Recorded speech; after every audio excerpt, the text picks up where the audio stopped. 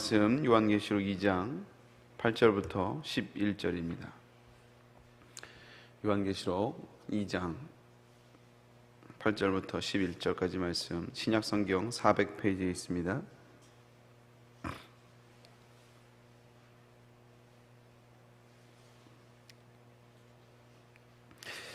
우리 함께 8절부터 11절 같이 말씀 받습니다. 시작. 서머나 교회의 사자에게 편지하라. 처음이며 마지막이요 죽었다가 살아나시니가 이르시되 내가 내 환난과 궁핍을 알거니와 실상은 내가 부요한 자니라. 자칭 유대인이라 하는 자들의 비방도 알거니와 실상은 유대인이 아니요 사탄의 회당이라. 너는 장차 받을 고난을 두려워하지 말라. 볼지어다 마귀가 장차 너희 가운데에서 몇 사람을 오게 던져 시험을 받게 하리니 너희가 10일 동안 환난을 받으리라. 내가 죽도록 충성하라. 그래야만 내게 생명의 관을 내게 주리라. 귀 있는 자는 성령이 교회들에게 하시는 말씀을 들을지어다. 이기는 자는 둘째 사망의 해를 받지 아니하리라. 아멘. 오늘 말씀을 가지고 두 번째 계시록 말씀, 실상은 부요한 자라는 제목으로 함께 은혜를 나눕니다. 오늘 우리가 함께 나눌 교회는 서머나 교회 보내신 주님의 편지 내용입니다. 오늘 서머나 교회에 소개된 주님의 그 고백은 뭐냐? 당신을 소개할 때 이렇게 고백을 해요. 8절에 보면 처음이요 마지막이요 죽었지만 살아나신 주님이라는 이렇게 표현을 하고 있습니다. 이 말씀은 주님의 이제 처음이고 마지막이자 또 다시 부활하신 그 주님을 얘기하는 거지만, 사실은 이 서머나교회 상황을 이제 빗대어서 주님이 말씀하고 있는 거예요. 이 서머나교회는 엄청난 핍박과 그리고 엄청난 혼란 속에 처해 있었기 때문에 그렇습니다. 그 역사 속에서 이 서머나는 이 황제를 숭배하는 그 중심지였어요. 그래서 황제를 숭배하는 그 제사가 그 서머나의 지역을 활성화시킬 만큼 굉장히 이 황제 우상 숭배에 대한 것이 팽배했던 곳입니다. 그러니까 당연히 그곳에서 신앙생활하기가, 예수님을 믿기가 쉽지 않았겠죠. 그리고 심지어는 오늘 본문에도 살짝 얘기하고 있지만 유대인들의 회당, 이 사람들은 그 황제를 숭배하지 않는다고 고발하는 사람들까지 있었으니까 얼마나 힘들었겠습니까? 그래서 예수님 때문에 고난도 많이 받고 환난도 많이 겪었던, 그래서 예수님이 당신을 소개할 때 처음이요 마지막이요 죽었지만 살아났다고 이렇게 고백을 하고 있는 겁니다. 그 서머나 지역의 대표적인 유명한 사람으로 서머나 교회 감독이었던 폴리캅을 우리가 들 수가 있어요. 이 폴리캅은 순교자로도 알려졌죠. 근데 이 서머나 교회에서 이 폴리캅은 12번째 순교자입니다. 이게 그 말은 뭐냐면 그 전에 11명이 이미 순교를 당했다는 이야기예요. 그만큼 핍박이 심했던, 박해가 심했던 곳이 바로 이 서머나 교회였고 그 지역이었습니다. 근데 이 서머나 교인들을 향한 주님의 다가오심은 어떤 거였어요? 아까도 읽었지만 나도 너희처럼 죽었다가 살아난 자다. 그 말은 뭐냐면 나도 너희처럼 죽을 위험에 처했었지만 다시 살아났다라고 그 예수님이 단순히 그냥 위로만 하는 게 아니라 당신의 경험을 이야기해 주고 있는 거예요. 여러분, 이 경험이 얼마나 중요한지 모릅니다. 신앙생활도 역시 마찬가지예요. 요즘 제가 청년 사역을 하고 있다 보면 그 장년들도 마찬가지인데요. 청년들도 좀 나이가 있는 청년들이 있잖아요. 한 30대, 심지어는 20대 후반 애들도 그렇습니다. 요즘 아이들을 보고 라떼는 말, 이런 말을 잘 못해요. 뭘 말하면 꼰대라 그러고. 그래서 요즘 아이들이 청년들 사이에서도 좀 요즘 신세대들을 MZ세대라고 하죠. 이를 두려워하는 경향이 있어요. 뭔가 말을 해주기가 되게 무서워요. 꼰대로 보지 않을까. 근데 저는 기성세들이 갖고 있는 가장 강력한 힘이 뭐냐면 바로 경험이라고 생각합니다. 경험과 그 경험을 통해서 생겨난 지혜, 이게 정말 강력한 무기예요. 이건 책으로도 살 수 없고요. 이건 어떤 영화로도 경험할 수 없는, 이건 정말 세월이 지나가야지만 경험할 수 있는 이 강력한 저는 무기라고 생각을 합니다. 근데 다만 가르쳐 드리려고 하는 것이 아니라 그냥 내 경험을 말해주는 거죠. 경험. 저는 신앙도 역시 마찬가지라고 생각합니다. 가르쳐 주는 게 아니라 사실은 내 경험을 이야기해 주는 거예요. 그래서 나도 힘들었지만, 나도 이런 경험이 있지만, 그러나 정말 힘들었는데 사명을 붙들고 기도를 붙들고 그리고 생명남을 붙들 때 하나님이 나에게 이렇게 위로를 해주시고 이렇게 하나님이 나에게 힘을 주시더라. 여러분 이렇게 말해주는 거, 이 경험을 말해주는 게 얼마나 중요한지 몰라요. 가정에서도 역시 자녀를 가르칠 때 마찬가지입니다. 부모의 신앙과 자녀의 신앙이 별개가 돼서는 안 돼요.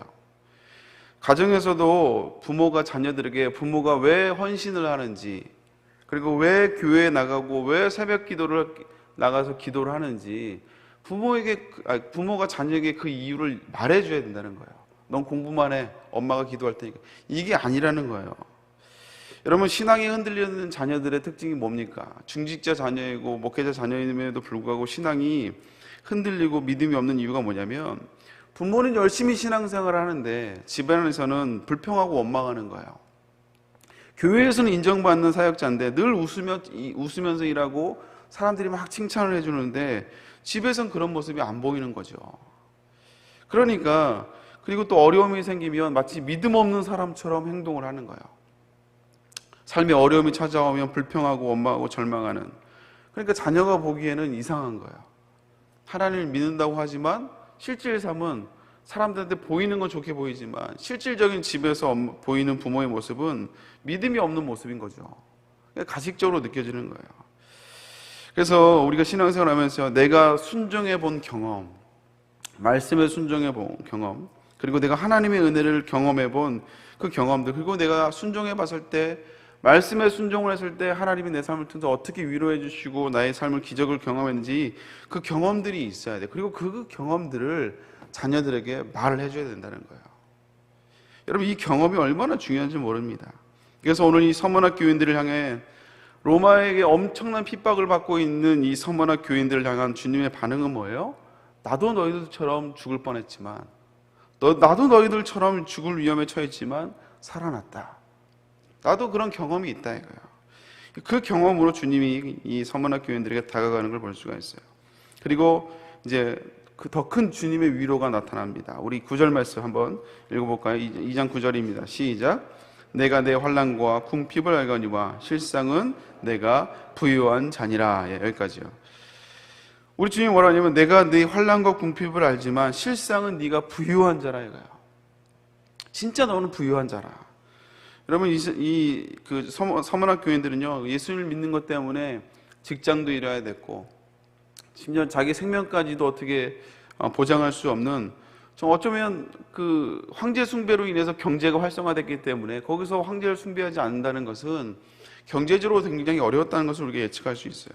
그래서 거기는 환난뿐만 아니라 궁핍까지, 가난함까지 있었다라는 거예요. 근데 오늘 예수님은 뭐라 그래요? 실상은 내가 부유한 자라 이거예요. 부유한 자다. 왜 그렇습니까? 그들이 주님을 향한 그 믿음과 신앙을 저버리지 않았기 때문에 그렇다는 거예요.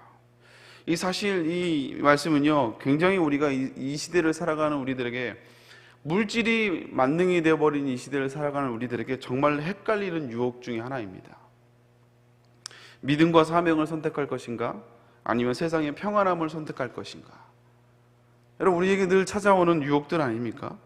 지금도 우리가 살아가는 이 시대도 유혹이 굉장히 강해요. 매일매일, 어쩌면 매번 매해마다 우리가 찾아오는 유혹 중에 하나가 바로 이 유혹 아닙니까? 오늘 주님은 내가 부유한 자라고 하지만, 그러나 우리는 아니에요. 저는 부유한 자가 아니에요. 늘 헷갈리는 유혹입니다. 제가 코로나로 인해서 우리 청년들이 주일에 봉사하고 사명 감당하는 청년들, 아침부터 열심히 봉사하고 저녁까지 예배드리고 했던 청년들이요, 코로나로 인해서 예배가 없고 그리고 모이지 못하니까 많이 힘들어했어요. 근데 그 청년들이 이제 주일날 할 게 없으니까 모이지도 못하고 봉사도 못하고 심지어 예배도 못 나왔을 때요, 처음에는 영적으로 많이 힘들어하더니 조금 시간이 가더니 어떤 고백이 나오냐면, 와, 주일날 시간이 이렇게 많이 남는다 이거야. 내가 시간이 이렇게 많을 줄이야.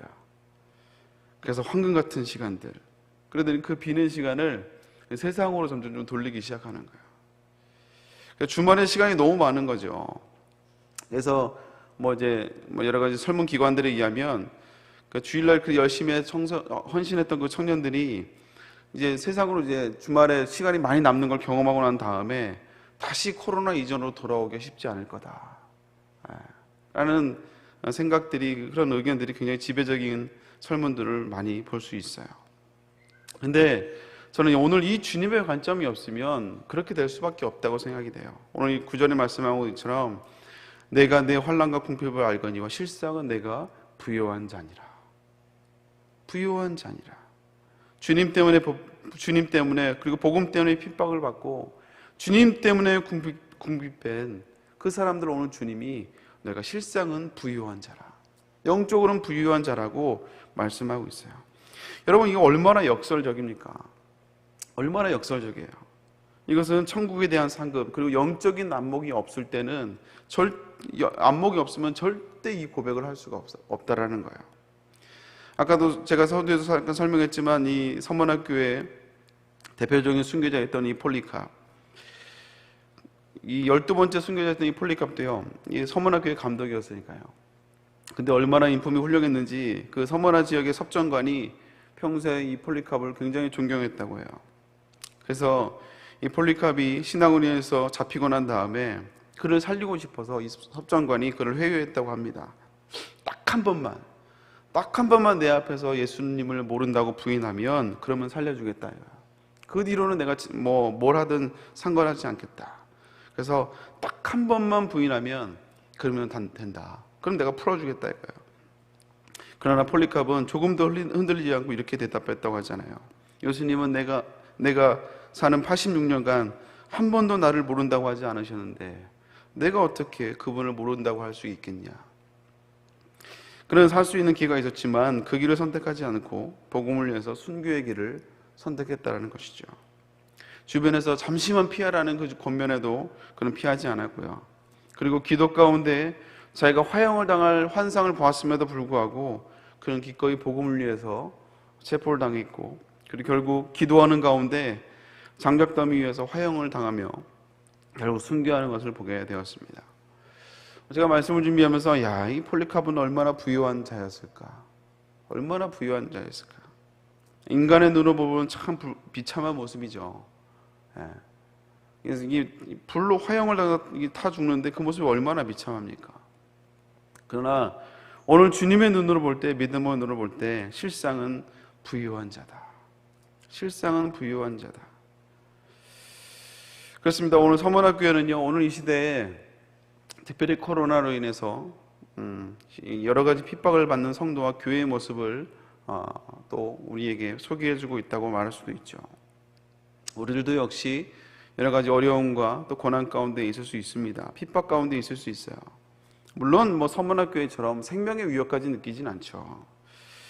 그러나 그럼에도 불구하고 우리가 여러 가지 어려움에도 불구하고 또 경제적인 어려움에도 불구하고 코로나 때문에 그것을 위해서 우리가 수많은 고난 가운데 있다 할지라도, 그러나 그 속에서도 불구하고 내가 믿음을 지키고 있고 하나님을 향한 믿음을 우리가 잃어버리지 않고 있다면 주님이 우리에게 실상은 우리가 부유한 자라고 말씀해주고 있다는 사실이에요. 사랑하는 성도 여러분, 진정으로 부유한 자가 될 수 있기를 주님의 이름으로 축복합니다. 이 부유함을 빼앗기지 마시길 주님의 이름으로 축복합니다. 그리고 마지막 세 번째 주님의 권면은 뭐예요? 이 10절 말씀 같이 한번 읽어볼까요? 읽습니다. 시작. 너는 장차 받을 고난을 두려워하지 말라. 볼지어다 마귀가 장차 내 가운데서 몇 사람을 옥에 던져 시험을 받게 하리니 너희가 10일 동안 환난을 받으리라. 내가 죽도록 충성하라. 그리하면 내가 생명의 관을 내게 주리라. 오늘 주님이 뭐라고 하시면 10일 동안 환난을 받는, 10일의 짧은 고난을 얘기해요. 이거는 단순히 10일이 아니라 짧은 시험이 남아있다라는 것이죠. 그러나 그 고난이 남아는 있지만 고난이 길지는 않다. 그러므로 죽도록 충성하여 생명의 면류관을 받으라 라고 주님이 말씀하고 있어요. 주님의 관심은 이 땅의 형통함에 관심이 있지 않다라는 거예요. 이 땅의 형통함보다 주님의 관심은 생명의 면류관에 관심이 있음을 우리가 본문을 통해서 알 수가 있습니다. 이 관은 당시 마라톤을 완주했던 우승자에게 주는 관이에요. 42.19km를 달릴 때 얼마나 힘들겠습니까? 얼마나 정말 포기하고 싶은 마음이 많겠어요. 그런데 그걸 견뎌내고 결국 마지막 끝까지 했을 때 그 견뎌낸 자만이 그 관을 받게 되는 것이죠. 그래서 주님의 관심은 이 생명의 면류관을 받는 것, 이것에 관심이 있고 이를 위해서 죽도록 충성하라고 주님은 말씀하고 있어요. 사실 이 죽도록 충성하라는 말은요, 모르겠습니다. 작년들은 모르겠지만 우리 청년들에게는 사실 어울리지 않는 용어예요. 좀 불편한 용어. 뭘 죽도록 충성하냐고. 좀 싫어하는 단어이기도 합니다. 요즘 시대에 맞지 않는 어법이기도. 근데 주님의 말씀이에요. 주님의 말씀. 사랑하는 성도 여러분, 우리의 관심은 세상의 형통함에 있죠. 그리고 거기에 조금 더 플러스해서 그걸 통해서 하나님께 영광을 돌리겠습니다 라고 우리는 그 플러스 알파를 붙이지만, 그러나 주님의 관심은 생명의 면류관을 얻는 것에 있어요. 우리의 형통함에 관심, 물론 형통함도 중요하지만 그러나 그것보다 생명의 면류관을 얻는 것에 관심이 있다라는 거예요. 우리 그래서 신앙생활은요, 우리의 관심을 내 관심에서 주님의 관심으로 옮겨가는 것이 신앙생활입니다. 우리의 관심 있는 게 많잖아요. 근데 그 관심과 우리 주님의 관심이 다를 때가 있거든요.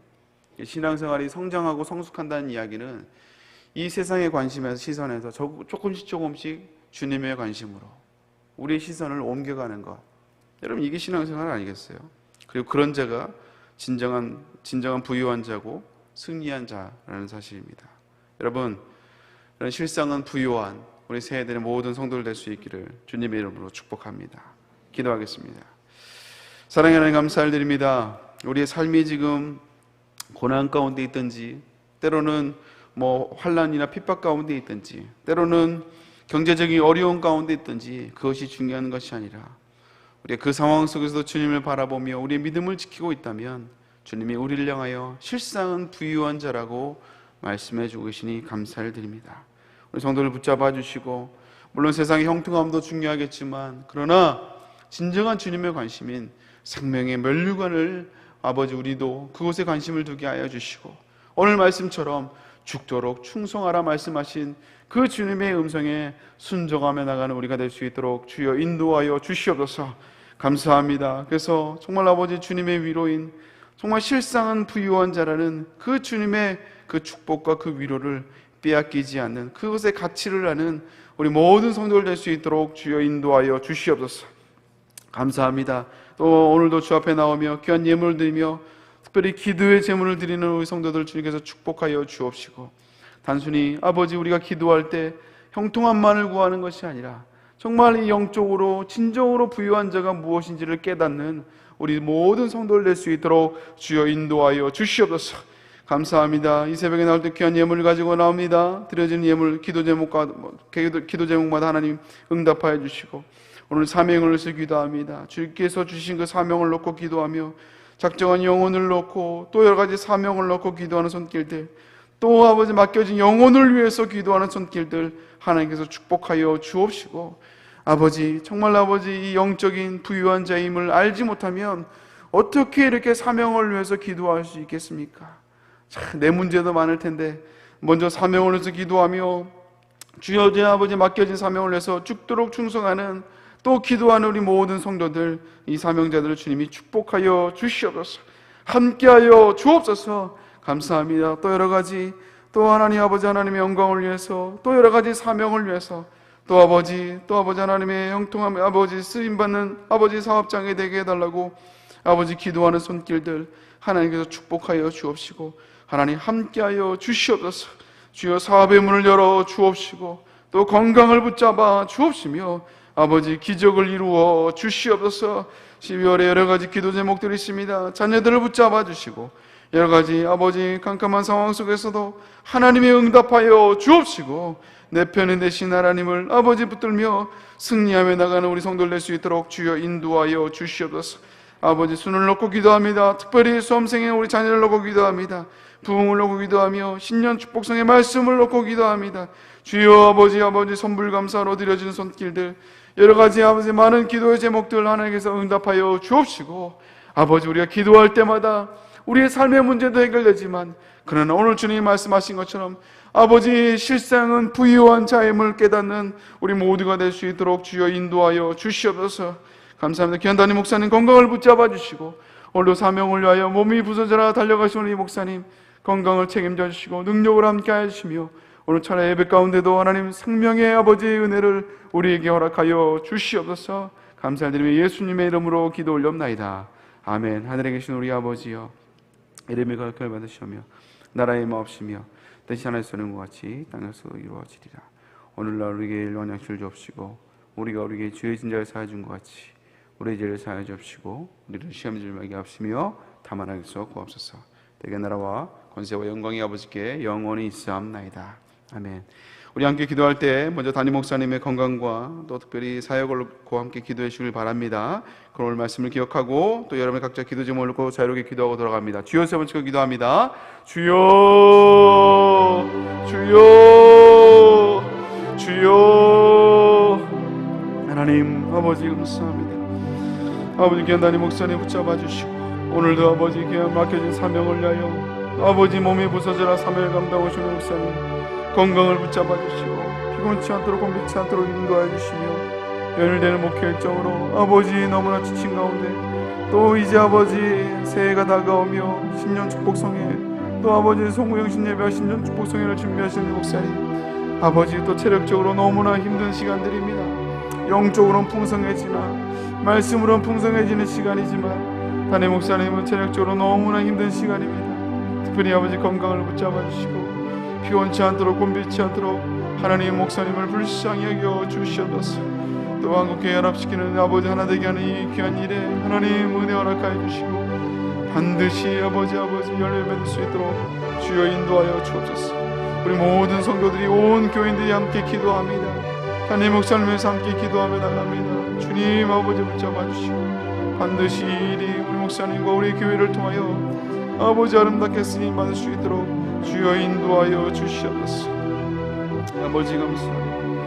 오늘도 아버지 일상은 부유한 자라고 말씀해 주시니 감사합니다. 주님 아버지 붙잡아 주시고 오늘도 아버지 영적인 아버지 풍요함 속에서 아버지 주 앞에 기도하며 나갈 때 하나님 아버지 감격으로 기쁨으로 기도하게 하여 주시고 주여 하나님 아버지 우리 모든 성도들 주여 죽도록 충성함으로 생명의 만류관을 사모하는 우리의 성도를 낼 수 있도록 주여 인도하여 주옵소서. 하나님